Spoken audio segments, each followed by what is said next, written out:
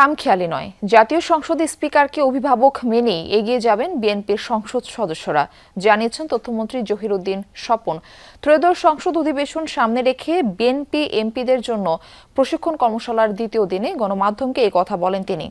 গুলশানে চেয়ারম্যানের দলীয় কার্যালয়ে সকাল 10টায় শুরু হয় কর্মশালা। তথ্যমন্ত্রী বলেন, সংসদীয় ব্যবস্থা অনুযায়ী সংসদে রাষ্ট্রপতি প্রথম ভাষণ দেবেন, নেওয়া হয়েছে প্রস্তুতিও।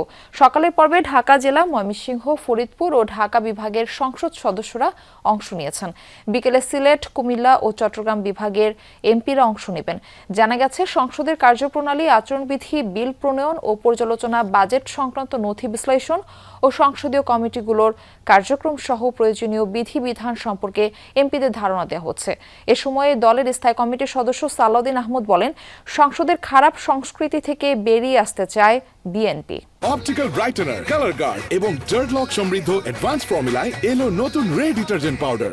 আমাদের দায়িত্বের মধ্য দিয়ে আমরা দেশে একটা প্রকৃত অর্থেই কার্যকরী সংসদ তৈরি করে একটা কার্যকরী সংসদীয় ব্যবস্থা প্রতিষ্ঠা করতে পারি, সে বিষয়ে আমরা আমাদের মাননীয় এমপি মহোদয়দেরকে পরামর্শ বিনিময় করছি। ফ্রেশ পার্লামেন্টারিয়ানরা নতুন করে যাত্রা শুরু করবেন, শিখবেন ভালো। তাদের ভিতরে কোনো প্রিকনসিভড আইডিয়া না থাকলে ভালো মতো লার্নিংটা হয়। এটাই আমরা যেমন একটা ফ্রেশ বেবি তার মায়ের পেট থেকে জন্মগ্রহণ করার পরের থেকে ফ্রেশ কালচার শিখে, সেইভাবে আমরা নবীন পার্লামেন্টারিয়ানদেরকে প্রস্তুত করার চেষ্টা করছি। বিএনপি চেয়ারম্যানের গুলশান কার্যালয়ের সামনে থেকে যুক্ত হচ্ছেন সহকর্মী আলামিন হক অহন। আমরা যাচ্ছি তার কাছে। অহন, সকালের সেশন তো শেষ, নির্বাচিত মন্ত্রী, প্রতিমন্ত্রী ও সংসদ সদস্যরা কি বললেন এই বিষয়ে?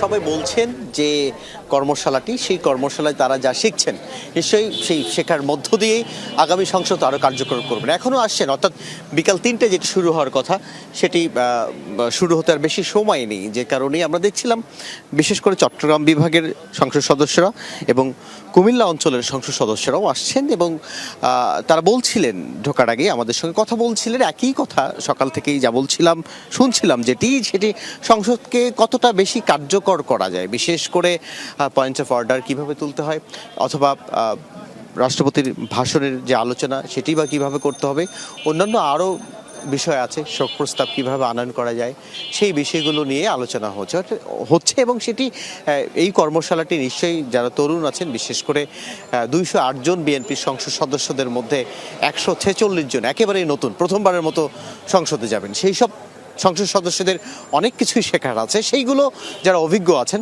তারা শেখাচ্ছেন একেবারে হাতে কলমে। গতকাল তারেক রহমান যখন এই কর্মশালাটির উদ্বোধন করে যান, তারপর থেকে বেশ কয়েকটি সেশনে ভাগ করা হয়েছে এবং সকাল থেকেও আজ 2টি সেশন হয়ে গেল এবং বিকেলে আজ সবশেষ সেশনটি হওয়ার মধ্য দিয়ে নিশ্চয়ই এই বার্তাই দিতে চান গণতান্ত্রিক বাংলাদেশের যে অগ্রযাত্রা, সেই অগ্রযাত্রায় সংসদ যদি কার্যকর না হয়, যদি জন আকাঙ্ক্ষার প্রতিফলন যদি না ঘটে, তাহলে দিন শেষে আসলে এই সংসদ দিয়ে দেশের এগিয়ে যাওয়ার যে প্রত্যয় সেটি অনেকটাই বিঘ্ন হবে এবং যে কারণেই বলা হচ্ছে যে সংসদকে কার্যকর করতে হবে। আর সেই সংসদকে কার্যকর করার নিমিত্তেই এবং আমি যেমনটি বলছিলাম, প্রায় 3 ভাগের 2 ভাগেই নতুন, একেবারে নতুন, প্রথমবারের মতো সংসদে যাচ্ছেন 146 জন সংসদ সদস্য, তাদেরকে নিশ্চয়ই শিখিয়ে পড়িয়ে নেওয়ার ব্যাপার আছে।